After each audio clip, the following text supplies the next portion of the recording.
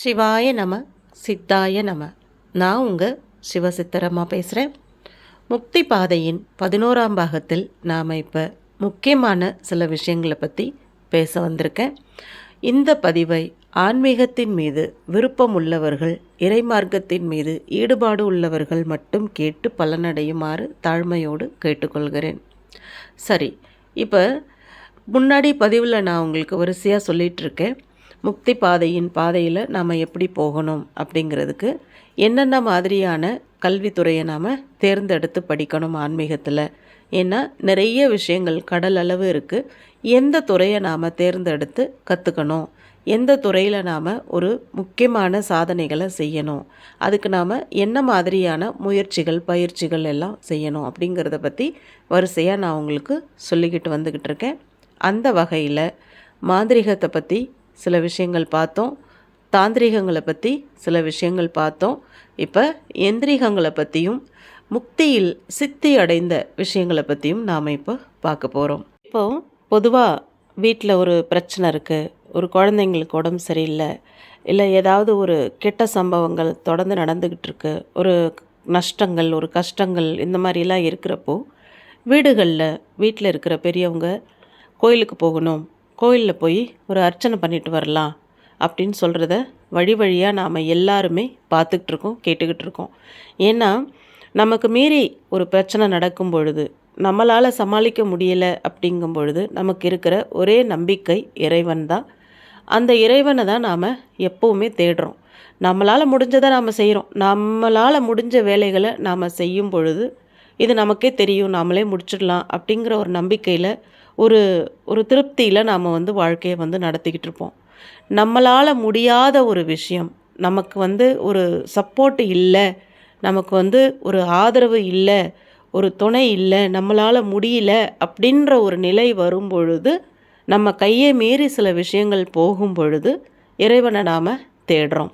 அப்போ இறைவனை நாம் தேடி போகும் பொழுது நம்ம என்ன சொல்கிறோம்? அர்ச்சனை பண்ணலாம், கோயிலுக்கு போயிட்டு வந்தாக்கா இந்த பிரச்சனை தீர்ந்துடும், ஒரு பரிகாரங்கள் ஏதாவது நம்ம போய் ஆலயங்களில் செஞ்சுட்டு வந்தால் பிரச்சனைகள் தீர்ந்துடும். இந்த மாதிரி எல்லாரும் சொல்லிகிட்டு இருக்கோம். இதை நாம் எப்பயுமே பார்த்துக்கிட்டு தான் இருக்கோம். இப்போ எந்திரிகம்னா இந்த வகையை சார்ந்தது தான். இப்போ மாந்திரீகத்தில் ஒரு பிரச்சனைகள் வரும்பொழுது எப்படி அதை தீர்த்துக்கணும்னு சொன்னேன். தாந்திரீகத்தில் ஒரு பிரச்சனைகள் வரும்பொழுது தாந்திரீக முறைகளுக்கான ஒரு உதாரணத்தை உங்களுக்கு நான் சொன்னேன். நிறைய முறைகள் இருக்குது.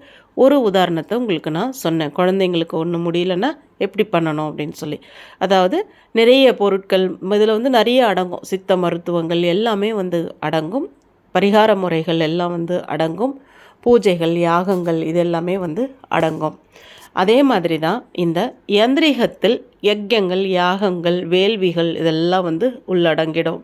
இப்போ ஒரு தெய்வ சிலையை நம்ம கோயிலில் பிரதிஷ்டை பண்ணும் பொழுது அதற்கான உயிர் சக்தி ஊட்டிய ஒரு எந்திரத்தை நாம் பிரதிஷ்டை பண்ணி தான் இந்த தெய்வ சிலைகளை ஆலயங்களில் வைப்பாங்க.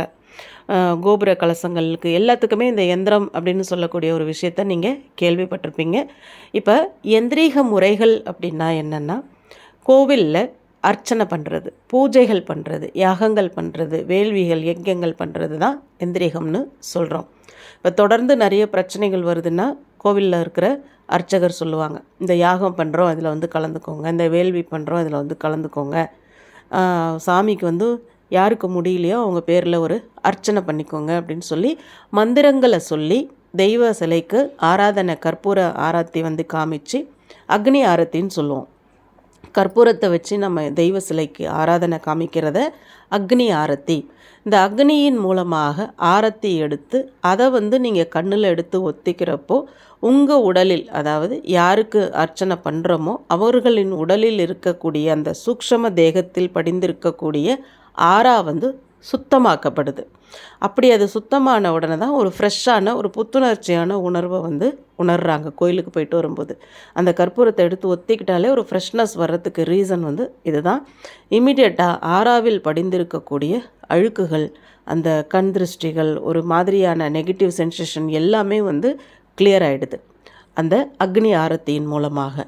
இதுதான் இந்திரீகத்தின் முறை. இப்போ இறங்கி வேலை செய்து ஒரு விஷயத்தை தீர்க்கிறது மாந்திரீகம். தாந்திரீகத்தின் சைவ நெறிமுறைகள் படி செய்யக்கூடியது தாந்திரீகம். அர்ச்சனை, ஆராதனை, வேள்விகள் மூலமாக செய்யக்கூடியது யந்திரீகம். சரிங்களா? இப்போ சித்தி அடைந்த விஷயத்தை பற்றி நாம் இப்போ பார்ப்போம்.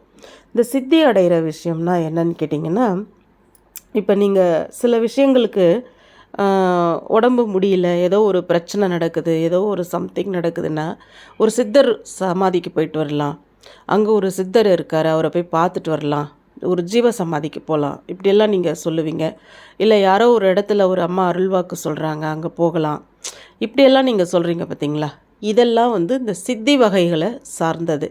எப்படின்னா, ஏதாவது ஒரு தெய்வத்தை தொடர்ந்து தியானிக்கும் பொழுது, அதற்கான மந்திரத்தை தொடர்ந்து உச்சரிக்கும் பொழுது, அந்த தேவதை, அந்த தெய்வம் அவங்களுக்கு சித்தி ஆயிடுது. சித்தி ஆயிடுதுன்னா அவங்க மேலே அது அன்பாகி அவங்க கூட உறவாட ஆரம்பிச்சிடுது.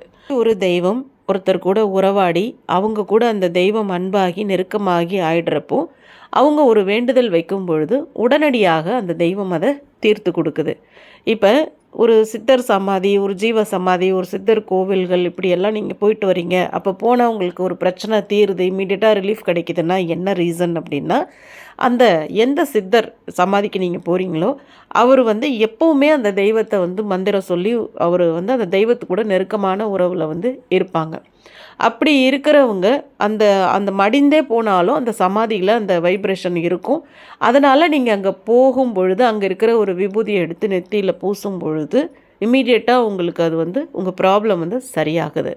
இப்போ ஒரு பெரியவங்க இருப்பாங்க, யாராவது அருள்வாக்கு சொல்கிறவங்க இருப்பாங்க, இல்லை ஒரு சித்த நிலையில் இருக்கிறவங்க இருப்பாங்க. அந்த மாதிரி இருக்கிறவங்கள நீங்கள் போய் பார்க்கும் பொழுது ஒரு விபூதியோ, ஒரு சந்தனமோ, குங்குமமோ, மஞ்சளோ, இல்லை ஒரு தண்ணியோ அவங்க ஏதாவது ஒன்று மேலே தெளித்து விடும் பொழுதோ இல்லை பூசி விடும் பொழுதோ இம்மிடியட்டாக பிரச்சனை சரியாகுது.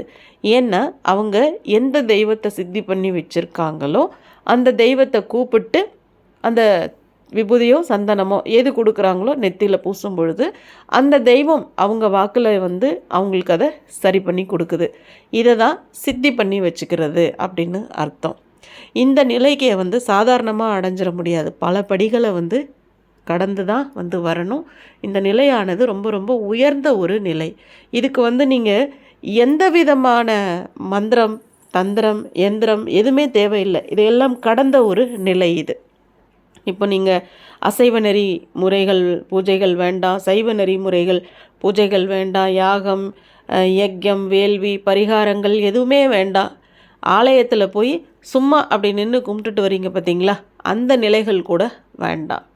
இந்த மாதிரி யார் ஒருவர் எந்த ஒரு சித்தி நிலையை அடைஞ்சு இருக்காங்களோ அவங்கள நீங்கள் பார்க்கும் பொழுது ஒன்றுமே இல்லை, சும்மா எடுத்து அப்படி திருநூறை பூசினா போதும் அந்த நிலையானது மாறிடும். இது ரொம்ப ரொம்ப உயர்ந்த ஒரு நிலை. இங்கே எதுவுமே தேவைப்படாது, இவ்வளவு தான் தேவைப்படும். இதை தான் சித்தர்கள் சில ஜீவ சமாதியில் இருக்கிறவங்க நிறைய சித்தர்கள் கடைப்பிடிச்ச ஒரு நிலையாகும்.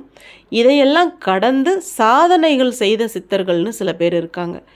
மருத்துவம் வச்சவங்க, பாடல்கள் பாடினவங்க, வழிபாட்டு முறைகளை எடுத்து சொன்னவங்க, யாகங்கள் யஜ்யங்களெல்லாம் எப்படி பண்ணணும்னு சொன்னவங்க, இதெல்லாம் நிறைய, இது வேறு சப்ஜெக்ட். இதெல்லாம் நிறைய சாதனையாளர்களாக இருந்த ரிஷிகள், முனிவர்கள், இந்த மாதிரி ஆட்கள் எல்லாம் வேறு சப்ஜெக்ட். ஆனால் சித்தி நிலைன்னு வருது பார்த்திங்களா, இந்த ஒரு விபூதி பூசுகிற நிலை வருது பார்த்திங்களா, இதுதான் இருக்கிறதுலையே உயர்ந்த நிலை. இந்த நிலையை ஒருவர் அடைகிறதுக்கு ஏற்கனவே நான் சொல்லியிருக்கிற மாதிரி எந்த தெய்வத்தை நீங்கள் உபாசனை பண்ண போகிறீங்கன்றத முடிவு பண்ணிக்கணும். இப்போ நீங்கள் உங்களுடைய கோஷங்கள், வாயுக்கள் எல்லாத்தையும் சுத்தம் பண்ணிட்டீங்க, 1-2 தீட்சை எடுத்து வந்துட்டீங்க, 3வது நிலையில் தேர்வு பண்ண போகிறீங்க, பாடங்களை தேர்வு பண்ண போகிறீங்கன்னு வரும்பொழுது நீங்கள் நேரடியாக இந்த சித்தி பயிற்சிக்கு உள்ளே போகலாம். மாந்திரிகம், தாந்திரிகம், ஏந்திரிகமெல்லாம் விட்டுட்டு நேரடியாக இந்த சித்தி பயிற்சிக்கு போகலாம்.